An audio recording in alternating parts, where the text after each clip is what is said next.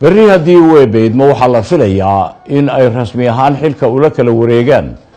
madaxweynaha Somaliland Axmed Maxamed Maxamuud Siilaanyo iyo madaxweynaha la doortay Muuse Xuseen Cabdi Muuse Biixi oo xafladaasna lagu qabto xarunta madaxtooyada ee Somaliland. qabanqaabadii ayaa socota waxaa halkaasi ku sugan wariyahayaga Maxamed Cabdi Ilig oo aan weydiiyey Maxamed ilaa maanta halkaasaad amuura ka waday waxaad u kuurgelaysay qabanqaabadu sida ay u socoto maxaa waraho aad naga siin kartaa ducaale aad iyo aad baad mahadsan tahay munaasabada diyaar garowga labada madaxweyne ee Somaliland madaxweynaha talada dalka ka sii degaya mudane Axmed Maxamed Maxamuud Siilaanyo iyo madaxweynaha cusub ee la doortay mudane Muuse Biixi Cabdi ayaa waxay ka dhici doontaa abaar 9 subaxnimo ee maalinta berrita xarunta aqalka madaxtooyada Somaliland iyadoo munaasabadaasina noqon doonta midii ugu horeysay ee nooceeda ah ee inta badan ay iskugu yimaadaan saddex madaxweyne oo talada dalka Somaliland la kala wareegay madaxweyne Daahir Yaale Kaahin oo ku wareejiyay madaxweyne Axmed Maxamed Maxamuud Siilaanyo 2010 iyo sidoo kale madaxweyne Axmed Maxamed Maxamuud Siilaanyo oo berrito ku wareejin doona madaxweyne Muuse Biixi Cabdi oo isaguna dalka sii hogaamin doona 5 sanadood soo socda isla markaasina ay tahay markii ugu horeysay saddex madaxweyne ay Somaliland talada dalka isku wareejiyaan oo isla soo gaaraan marka munaasabadu waxay ka dhici doontaa xarunta aqalka madaxtooyada Somaliland maalinta berrita haddii Allah uu diraado waxa la filayaa inay ka qayb galaan ilaa 1500 oo qof oo qaybaha kala duwan ee bulshada wufuud caalamiya wufuud heer gobola warbaahinta caalamiga iyo waliba mas'uuliyiinta kala duwan ee asxaabta qaranka sida la filayo inay ka qayb galaan mas'uuliyiintaasina marka munaasabadu ilaa haatan sida aanu ka helayno wararka rasmiga ee aanu ka helayno gudida qabanqaabada munaasabada waxa ay noo sheegayaan inay u socoto si habsami ah oo wanaagsan ilaa iyo haatan ducaale sidoo kalena wufuudda munaasabada ka qayb galaysa waxa kamid ah safiirro kala duwan oo ka kala socda beesha caalamka sida wadamada Ingiriiska, Denmark, Sweden iyo safiirro kale oo iyaguna ka socda midowga Yurub sidoo kalena waxa kamid ah safiirro ka kala socda wadamada Ethiopia, Masar iyo wadamada Jaarka waxa iman doona iyaguna oo ka qayb qaadan doona munaasabadani wafdi ka socda wadanka Djibouti oo lagu qiyaasay ilaa 15 xubnood oo rasmi ah oo hogaamin doona wasiiro sida la sheegayna wasaaradda arrimaha dibadda aanu ka helayno oo ah qaabilsan iyadoo barakoolka soo dhaweynta mas'uuliyiinta kala duwan ee ka qayb galaya munaasabada ee ka imanaya wadamada caalamka inay 15 xubnood oo hogaamin doona wasiirka cadaaladdu sida la sheegay uu ka mid yahay wadanka Djibouti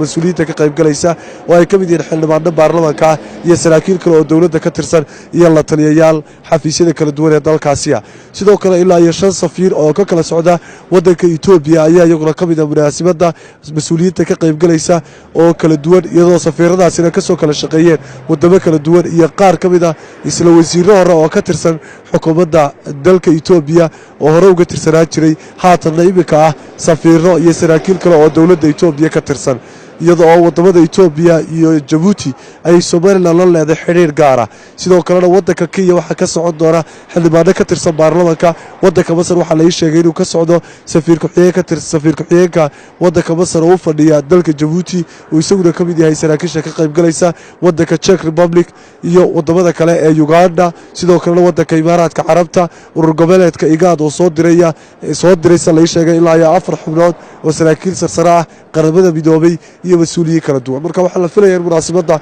1500 ee qof ee ka qayb galaya ay ka mid noqdaan saraakiishaasi kala duwan ee ka kala socda beesha caalamka oo intooda badan ah safiirada u fadhiya wadamadooda dalalka dibadda Somaliland si gaar ah u dareeya marka ilaa haatan dadkaas la filayaa inay ka qayb galaan munaasabada sidoo kale waxa joogi doona madaxweyne Siilaanyo oo xilka wareejinaya madaxweyne Riyaale oo hore wareejiyay iyo madaxweyne Muuse Biixi Cabdi oo isagu haatan talada dalka la wareegaya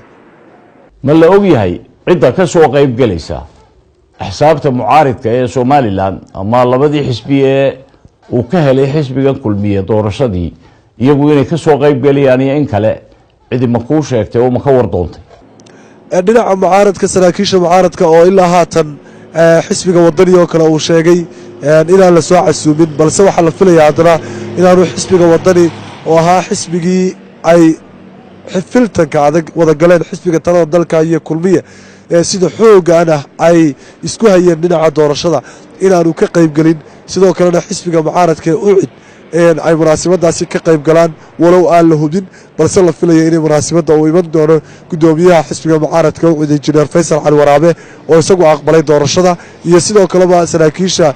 kala duwan ee xisbigaasi ucid iyadoo ilaa haatan aan dhinaca mucaaradka warar rasmi ah telefishinka Home Cable TV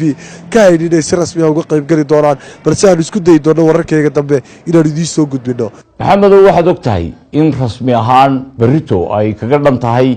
madaxweyne Siilaanyo iyo xukuumaddiisa ama wasiiradiisii shaqadii loo doortay ama loo igmaday.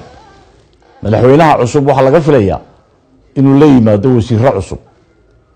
ciday doonaan ma ha noqdeen wax waran ma ka haysaa goorta uu soo saarayo ileen dalku wasiirro la'aan ma joogi kare ee muuse uu soo bandhigayo wasiiradiisa cusub. golaha wasiirada la filayo in madaxweyne muuse biixi cabdi magacaabo ayaa marka berito la talada dalka la wareego wuxuu magacaabi doonaa sida inta badan sunnuu ahaa ee Siiraayaba hore u soo sameeyay maalinta ku xigta golaha wasiiradiisa oo la filayo inay ka koobnaadaan ilaa iyo haatan xogaha aanu ka helin Home Cable TV ila kala duwan oo xogaha ilaa iyo 22 wasiir oo buuxa oo ay iskugu soo ururin doona wasaaradaha kala duwan ee wadanka sidoo kalena ilaa 6-8 wasiir ku xigeen oo noqon doona wasiir ku xigeenada kala duwan ee ay yeelan doonto xukuumadda Soomaaliland. marka waxaa la filayaa xukuumadda madaxweyne Axmed Maxamed Maxamuud Siilaanyo ee talada dalka ka sii degaysa oo ahayd tiradeeda golaha wasiiradu ilaa 70 wasiir inay ka yaraan doonto ilaa 50% ama 55% percentage tirada golaha wasiirada uu dib u magacaabi doono muuse biixi cabdi oo madaxweynaha la doortay markuu talada dalka la wareego isla markaasina ay ka wada tirsan yihiin isla xisbiga kulmiye oo ay ahayd qori isku dhiib xisbiga kulmiye inuu mar labaad uu talada dalka uu ku guuleysto. marka filashada dadku waa inta wasaaradda muhiimka la hadlayo waxa kamid ah wasaaradda madaxtooyada oo ahaa jirtay 7 sano ugu dambeeyay wasaaradda awood badan sida uu ka yeeli doono madaxweynaha cusub ee iman doonay iyadoo la filayo in la sheegayaba in wasaaraddaasi la baabiin doono oo ay wasiir yeelan doonin sida uu ila xogaal aanu ku hayno balse aanay rasmi oo si toos ah aanay u ahayn. wasaaradaha kale muhiimka waxa kamid ah wasaaradda arrimaha gudaha wasaaradda maaliyadda wasaaradda arrimaha dibadda wasaaradda gaashaandhigga wasaaradda warfaafinta meelaha muhiimka ah ayay ka mid yihiin wasaaradaha la filayo dhinaca awood qaybsiga amaba muhiimadda gaarka ay u leeyihiin deegaanada Soomaaliland inta badan ay iska dhex arkaan inta badan deegaanada kala duwanna laga soo xulo inay wasaaradaha muhiimka halkaasi ay inta badan kala qaataan. marka wasaaradahaas aynu filaynaa iyo waliba waxyaabaha xiisaha leh wasiiradii hore bala soo celin doonaa miyaa laga wada tegi doonaa intee leg baa laga soo celin doonaa ma laba ma midba ma saddexba sidee bay noqon doontaa xisbiga kulmiye oo golihiisa wasiiraduna kulmiye ahaayeen golihiisa cusub ee wasiiraduna la filayo inay kulmiye noqdaan maxaa la kala yeeli doonaa wasiirro badan oo shaqeeyo oo hal leh ayaa la filayaa inay noqon doonaan